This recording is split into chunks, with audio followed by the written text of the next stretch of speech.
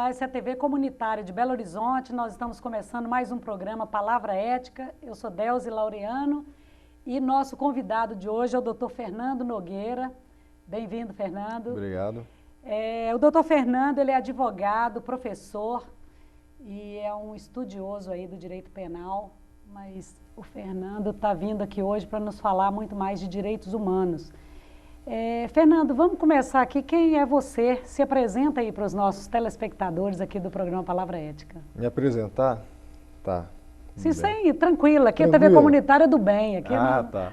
Fica tranquilo. Bom, eu sou bacharel em Direito pela Faculdade de Direito da UFMG. Lá estou terminando já o mestrado, né? Fui professor lá na Federal de Direito Penal, participando de pesquisas, enfim, e da orientação na Divisão de Assistência Judiciária da UFMG. E, enfim, já tenho um tempo trabalhando com todos esses temas, né? Faço parte já há alguns anos da Comissão de Direitos Humanos da Ordem dos Advogados do Brasil, seção Minas Gerais. E, enfim, estamos trabalhando com isso há um bom tempo. Em especial, lidando com as questões, com as tensões entre direitos humanos e sistema penal em segurança pública, né? A gente tem sempre um foco mais especial para poder trabalhar com isso. É mais Sim, candente. Fernando, e a gente tem que dar um depoimento aqui, porque sempre encontramos você aí nos movimentos sociais, então eu acho que é bom isso ficar registrado, é muito importante, quer dizer, você está num processo de formação, sendo formado para ser um professor, mas não apenas no aspecto teórico, que nós conhecemos aí, como você tem uma profundidade teórica, mas também de militância e de convívio, né, com todas as dificuldades hoje. Fernando, vamos começar falando sobre um princípio fundamental que está lá na Constituição, no caput do artigo 5º. Além do direito à vida, liberdade, igualdade e propriedade, tem também o direito à segurança. E quando nós pensamos em segurança, muitas vezes nós ficamos limitados aí, como se segurança fosse polícia. Como que você pensa da perspectiva do direito penal e principalmente também da criminologia, que você, eu sei, é um estudioso também da criminologia, a questão da segurança na nossa sociedade hoje e como um desafio mesmo da sociedade? A concepção de segurança apenas no aspecto policial, primeiro, ela é totalmente incompleta e ela é enviesada ideologicamente, né, no final das contas. Tem um ranço de 64 nessa questão toda. Segurança, enquanto direito constitucional, ela diz respeito à proteção, pelo viés do direito, a proteção de bens jurídicos, né? Que vai desde a vida, tudo que o direito, exato, que é objeto do direito. É tudo que passa, todos os bens da vida, passa por todos os direitos. E, em especial, a gente tem que frisar isso, por todos os direitos de todos. O que se entende hoje por segurança pública é uma noção, um senso comum alimentado pela mídia, de que segurança pública é algo de um enfrentamento bélico de um determinado grupo populacional, sempre os mesmos, né? Negros e pobres, a comunidade de periferia, de aglomerados e favelas, um enfrentamento bélico e, no mais das vezes, letal, né? Letal, ou enfim, mortificante corporalmente, fisicamente ou mesmo psiquicamente. Então, essa concepção de segurança pública, de segurança enquanto direito fundamental, é totalmente furada. Ela nunca funcionou. Temos que colocar isso. Essa pauta repressiva, com suas diversas colocações históricas, ela foi sustentada por vários estados em vários momentos, pelo Brasil em vários momentos também, né? Podemos falar de ditadura varguista, ou mesmo antes de Vargas, República Velha também tinha uma República Velha, o Império sempre tinha uma referência muito drástica em termos de sistema penal, de segurança pública. Nunca funcionou. Nunca funcionou para proteção de direitos, funcionou para uma série de coisas. Encarceramento, segregação, aniquilação de parte de determinados grupos sociais mais vulneráveis, enfim. Isso segue até hoje e a gente continua se rolando nessa imundície ideológica de que bandido bom é bandido morto, esse negócio de direitos humanos é para humanos direitos, que é uma coisa completamente absurda, mas enfim, a gente tem que sair disso. A ditadura acabou, a democracia está aqui, estamos tentando construir um Estado democrático de direito e isso tem que se concretizar de alguma forma. Fernando, não sei se você concorda comigo, mas quer dizer, na própria criação do Estado, é um Estado que surge como um Estado de segurança para garantir os direitos ou os privilégios de um grupo dominante. Claro que, num primeiro momento, o Estado é liberal mesmo, um grupo, inclusive, por exemplo, o direito de escolha dos governantes, ele está restrito a um grupo de homens brancos e proprietários. Posteriormente, com a luta de classes, com os trabalhadores, como diz o professor Zé Luiz, o liberalismo vai se democratizando, né? Mas o que eu fico pensando nisso é o seguinte, será que as pessoas percebem a necessidade de polícia exatamente porque a sociedade ela é permeada por absurdas diferenças? Quer dizer, é exatamente a exclusão, os privilégios que levam a essa situação? Eu imagino que sim, né? Eu acho que, primeiro, a gente tem que falar sobre essa questão do marco estatal, né? Um dos problemas do liberalismo clássico é que ele nunca seguiu até o final das suas proposições, né? Liberdade, igualdade, fraternidade, tudo bem, estamos juntos. É iluminismo, estamos juntos. Mas vamos concretizar. Ele nunca se prestou a isso. Quando você tem um marco democrático, como o nosso, moderno, contemporâneo, a coisa muda. Nós vamos até o fim. Nós não vamos ficar só em liberdade formal, só no lero-lero. Nós temos que consolidar. Igualdade, sim. Igualdade de oportunidades, igualdade que advém da distribuição justa da riqueza socialmente produzida, esse tipo de coisa. Então, mudou. Mudou, não tem jeito. Pode os nossos baluartes de clubes militares e tudo mais, que dizem que não mudou, dizem que o marco, de alguma forma, se mantém no que diz respeito aos mesmos do regime de exceção de 64 a 85, estão errados. A coisa mudou. E aí, mudou e mudou mesmo, nós temos que sustentar isso. Parte da sociedade, é muito interessante hoje a atuação da mídia em cima disso, na formação de determinados consensos irracionais, participação da mídia que sustenta alguns interesses de grupos de dominância política, econômica, ainda mantém esse referencial de que a segurança pública se resume à polícia. Resume ao policiamento, se resume a identificar o infrator, apreendê-lo e colocá-lo no cárcere.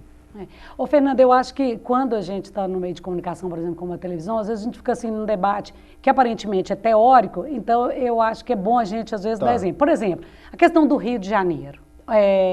Polícia, as áreas pacificadas, tudo. Quer dizer, depois os próprios meios de comunicação que você está dizendo aí, ele vem mostrar que não existe pacificação, coisa nenhuma. Quer dizer, estão, eu acho que ali, maquiando de alguma forma, até para atrair os turistas e tudo, mas quer dizer, permanece uma injustiça estrutural na sociedade.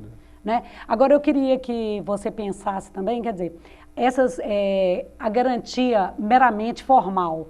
E o que a gente vê é o seguinte, que a lei, ela não consegue... Quem legisla, por exemplo, vamos pensar também com uma questão bem concreta, a superproteção que se dá ao patrimônio. O que a gente vê é que hoje a maioria das pessoas, e você que é advogado aí na área do direito penal, a maioria das pessoas que estão encarceradas são pessoas que de alguma forma lesaram os bens patrimoniais. Então, nós temos que olhar também quem legisla, quem está dizendo o que é certo, o que é errado, não? É quem está pautando o sistema penal, né? Isso é uma coisa que eu não me canso de dizer. Normalmente, quando você vai discutir que o sistema penal, que a violência policial está muito alta, que o sistema penal está encarcerando em massa e tudo mais, sempre vira alguém para você e fala assim, eu queria ver se fosse a sua mãe sendo assassinada, ou a sua irmã sofrendo uma violência sexual, sempre crimes de sangue e tudo mais. Eu não me canso de bater nessa tecla. Se o sistema penal sobrevivesse para prevenção e repressão de crimes violentos, homicídios, estupros, enfim, lesões graves, muita gente morria de fome. Nós teríamos um sistema penal desse tamaninho. Por quê? Isso foi um levantamento do DEPEN, Departamento Nacional Penitenciário, no ano 2011. Vende-se o produto com apelo, então, desse tipo de crime. Exato. Aí todo mundo fica assim, aí algumas pessoas ficam consternadas. Realmente, nossa, imagina se fosse a minha irmã. Bom, isso daí é um grupo muito pequeno da realidade, do que movimenta. Segundo o DEPEN, um levantamento feito, se eu não me engano, 2011 ou 2010, cerca de 45% a 46% de todas as demandas, de todas as pessoas que estão presas, né, por algum crime, estão presas por crimes patrimoniais. Ou seja, furto, roubo, estelionato, extorsão, esse tipo de coisa. 45% a 46%. Ou seja, a maioria. Mas mesmo assim, aí a gente segura, olha, a questão econômica não se esgota aí. De um outro grande grupo, que chega a quase 40% dos crimes, que são os crimes de legislação especial, ou seja, os crimes que não estão no Código Penal, a grandíssima maioria deles você vê na prática judicial, é muito claro para todo mundo, que a maioria desses crimes são os crimes envolvendo um novo inimigo público. Antes era o subversivo, hoje é o traficante.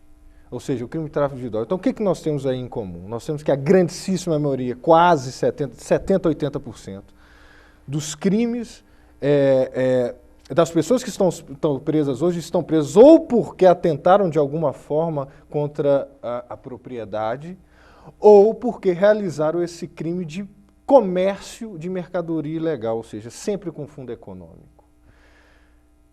O encarceramento em massa em Minas Gerais está sempre colocado aí, sem problema algum, está sendo vendido como uma coisa muito boa, parceria público-privada, privatização do sistema prisional, que é um absurdo completo. Mas não funciona. A insegurança real e a segurança percebida pela população sempre aumenta. A histeria toma conta em vários momentos da cena social. E continua se repetindo, se dando como solução sempre mais do mesmo. E isso que desde que a pena privativa de liberdade se torna referência do sistema penal, ali nos meados finais do século XVIII até aqui, nunca funcionou. Isso é uma coisa que a gente tem que colocar, nós temos que enfrentar essa crise. Isso que eu estudei, isso que me forma enquanto penalista, é extremamente pleno de crise. E o que a gente observa, Fernando, que às vezes até as pessoas mais excluídas, de que moram em comunidades pobres, vilas, favelas, às vezes, quando elas se sentem seguras, o que elas reivindicam? O mesmo aparato policial, exato, que é opressor, que não resolve tudo. Então, é um tema que nós temos que debater sempre aqui, nós que trabalhamos e lidamos com a educação aí para direitos humanos. Fernando, nós vamos fazer um pequeno intervalo agora no nosso programa, mas nós voltamos no segundo bloco para pensar hoje como que essa polícia, quer dizer, uma polícia que mantém um sistema injusto está atuando, inclusive diante de fatos concretos que acontecem aqui em Belo Horizonte, que nós vamos falar agora no segundo bloco. Então, nos aguarde um minutinho, nós voltamos então com mais informações sobre criminologia, direito penal e a proteção dos direitos humanos. Beleza.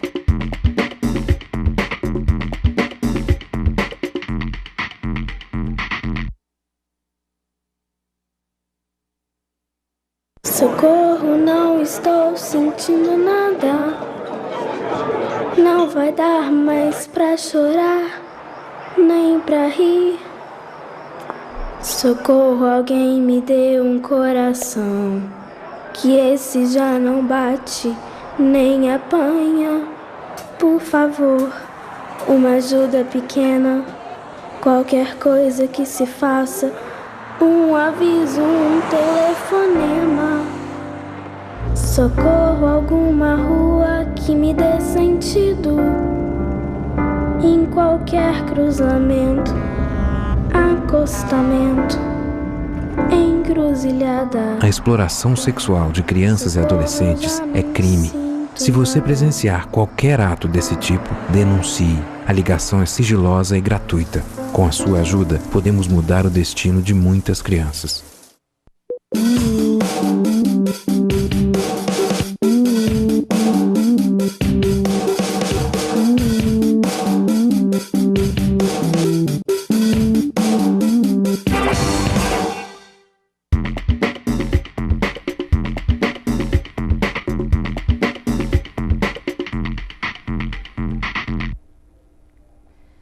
estamos, então, voltando no segundo bloco do nosso programa aqui, Palavra Ética, na TV Comunitária, e o nosso convidado de hoje é o Dr. Fernando Nogueira, que é advogado e estudioso aí de Direito Penal e Criminologia.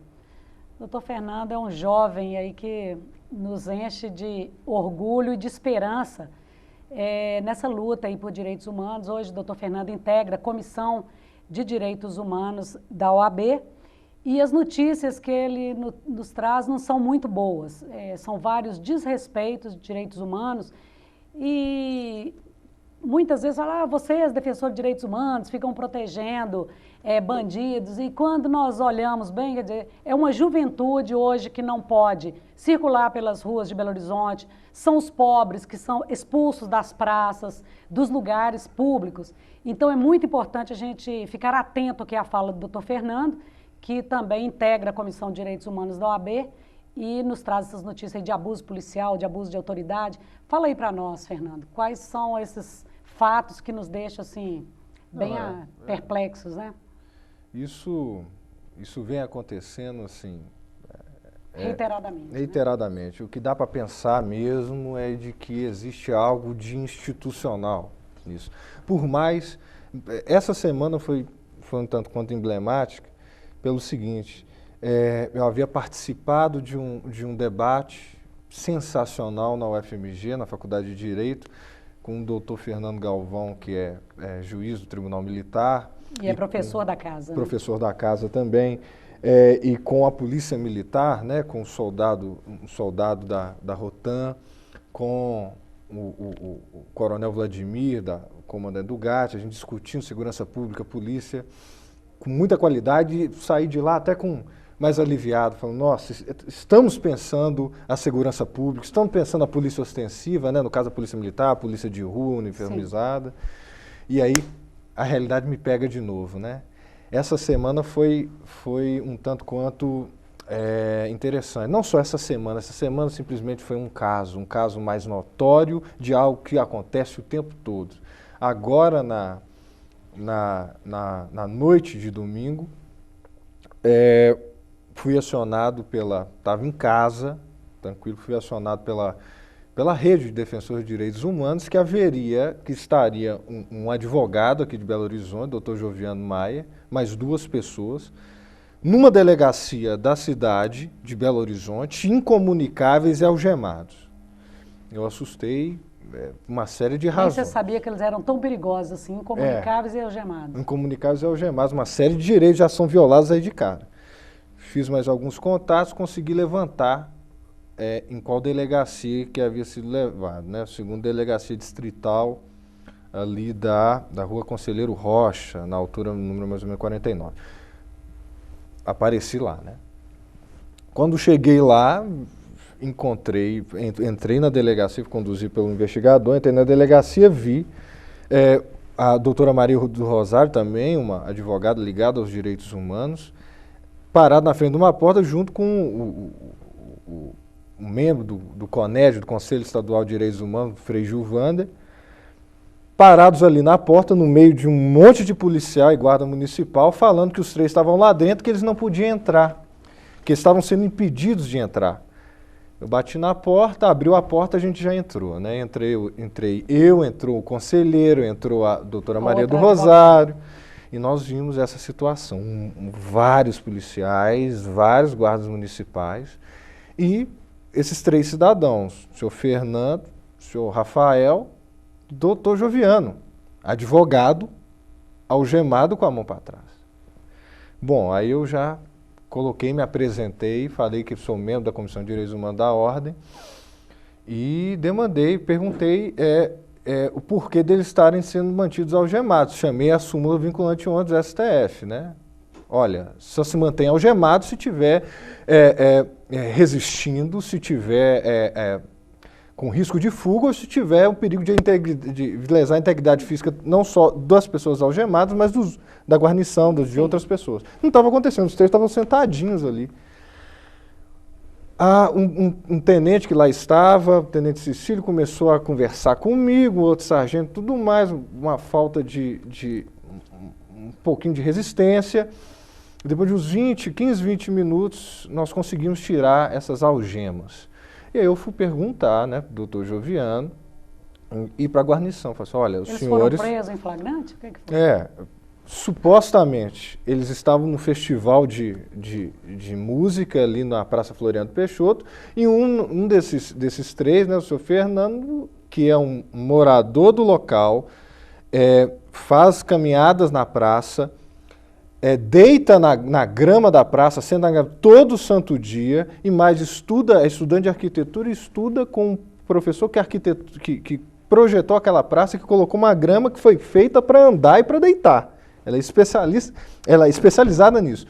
Ele resolveu fazer a mesma coisa. A Guarda Municipal, a fiscalização da Prefeitura, a Guarda Municipal foi para cima dele, ele tentou ponderar, queria saber qual lei, qual norma que estava impedindo de fazer algo que ele fazia o tempo todo dia, sem problema, na presença de todos, e várias outras pessoas faziam. Uma questão, isso está tipificado no Código Penal como crime? Não. Pisar na grama? A pergunta dele é muito válida. O quê? Ele está infringindo o quê? É contravenção? Mas qual contravenção? Enfim. Se aquilo é permitido, todo santo dia, várias pessoas o fazem. Foi apreendido, chamou-se a polícia, ele estava sendo conduzido. Alguém chamou o doutor Joviano, que estava nas imediações, e ele compareceu. Quando ele compareceu, ele se identificou como advogado e perguntou o que está acontecendo. Ele é meu cliente, exercendo o exercício legal da profissão. O sargento Nogueira, que estava comandando a guarnição, não quis muito conversar e tudo mais. Ele tentou ponderar, tentar entender o que estava acontecendo, por que o cliente dele estava sendo levado. No final das contas, inopinadamente, esse sargento avançou para cima do advogado, deu uma chave de braço nele, jogou ele dentro da viatura e levou para a delegacia. E algemou, feriram, né? Algemou muito forte, os pulsos desse advogado ferido. Cheguei lá quando eu estava na delegacia e perguntei, olha, o artigo 7º, inciso 4 do Estatuto da Ordem diz que para se apreender um advogado, prisão em flagrante, tem que ter a presença de um representante da OAB. Em qualquer outra situação, deve se informar, fazer uma comunicação expressa à seccional da Ordem, né? No caso Belo Horizonte. Sim. Onde estão essas providências? Como se conduziu um advogado nesse sentido? Exercendo sua profissão. Eles não souberam responder. Isso é um absurdo também. Fernando, eu já me adianto aqui. Vocês levaram conhecimento da OAB já esse fato? Já levamos. Porque dá uma insegurança muito grande. Eu me coloco no seu lugar. Numa situação dessa, eu me sentiria insegura de chegar numa delegacia e conversar com essas pessoas também, que você poderia ter sido preso também. Os riscos de quem lida com direitos humanos, quem simplesmente exige que a Constituição seja cumprida. E foi basicamente isso que aconteceu. Aí uma falta de compreensão. Parece que a intenção mesmo é humilhar, né? Humilhar, mostrar força, mostrar poder. Mas, enfim, qual o encaminhamento que vocês deram? O encaminhamento é que, enfim, essa diligência demorou muito tempo, recolhemos indícios, junto inclusive à autoridade policial judiciária, de que haveria a possível prática de crime de prevaricação militar, do Código Penal Militar por parte da guarnição. Mas, de qualquer forma, o que nós fizemos? Esse fato, o doutor Joviano, que foi liberado, fez o exame de corpo de delito e tudo mais, fez um relato, e esse relato já tomou o Brasil, foi publicado na revista Fórum, já foi mandado para os diversos estados, para a rede de militantes em direitos humanos. Eu fiz um relatório ao presidente da Comissão de Direitos Humanos, por ter acompanhado e circunstanciado, de saber mostrar a possível prática de diversos crimes.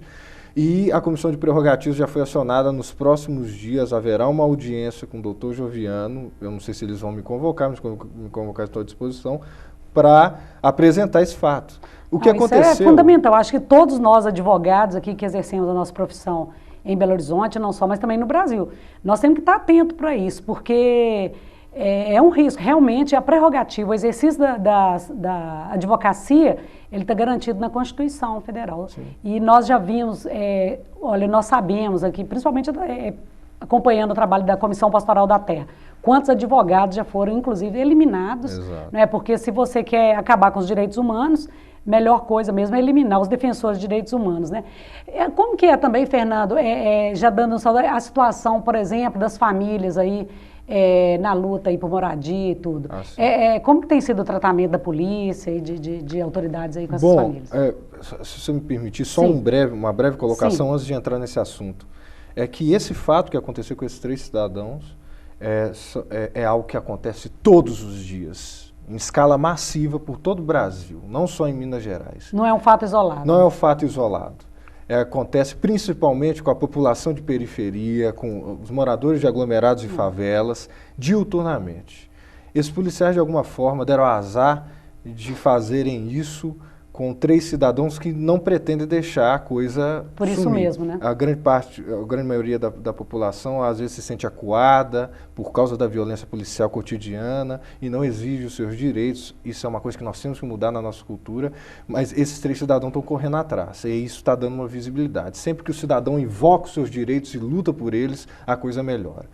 Com relação às famílias, o direito à moradia, né, nós temos, Belo Horizonte, nós temos várias ocupações. Porque nós assustamos aí com Pinheirinho, né? Quer dizer, São Paulo, assim, ali foi uma situação absurda, inaceitável, né?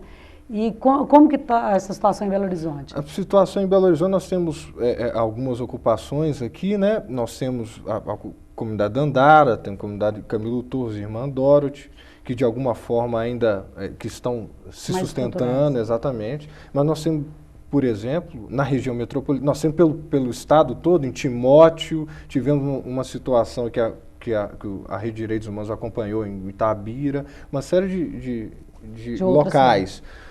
Na região metropolitana de Belo Horizonte, em especial em Belo Horizonte, nós temos 2 situações que a gente tem que tomar, que a gente deveria atentar um pouco. Primeira situação da comunidade Zilá Expósito, na qual a prefeitura... Parece sem ordem judicial. Sem ordem judicial, a prefeitura, juntamente com uma guarnição da Polícia Militar diária, resolveu destruir a casa do pessoal. Resolveu, sem ordem. Olhou, viu, de repente, porque estava sem reboco, casa de pobre, resolveu destruir. Isso aconteceu, deu um problemão, a Rede de Direitos Humanos compareceu, advogados compareceram, os movimentos sociais compareceram e conseguiram sustar de alguma forma. Algo de uma racionalidade surgiu na força policial e conseguiu sustentar. Então, a situação da Zilá Expósito está em judicial, mas teve essa atuação da força policial extremamente desastrosa que conseguiu voltar atrás em algum momento. Deixa eu só acelerar, porque nós temos realmente 1 minuto aqui e tem outra ocupação nova em Belo Horizonte. Temos agora uma ocupação, que nós somos acionados também, que é a Eliana Silva, lá no Barreiro, no Vale do Jatobá. Acompanhamos isso também, é uma ocupação muito nova, cerca de 350, 400 famílias, que está em disputa agora, né? A gente tem que tomar cuidado para poder manter, para que eles tenham garantido esse direito fundamental, que é o direito à moradia digna, né? Para si e para sua família. Fernando, realmente eu quero te agradecer muito essas informações que você traz aqui, com todo o respeito, pelo estudioso que você é, pelo seu comprometimento aí com a Comissão de Direitos Humanos da OAB. Então, eu concito aqui todos nós aqui que estamos, né, juntos nessa luta. Vamos ficar atentos, gente. Polícia desrespeitando direitos humanos, autoridades e a sociedade civil organizada em Belo Horizonte não vai aceitar isso de forma nenhuma. Isso não é nenhum confronto, mas para nós que acreditamos ainda no direito, nas regras de convivência, como a melhor forma aí de convivência e de vida em sociedade, né? Fernando, muito obrigada e quero agradecer também, além da nossa equipe aqui da TV Comunitária, aos nossos telespectadores que sempre nos acompanham nesse programa. Até a semana que vem.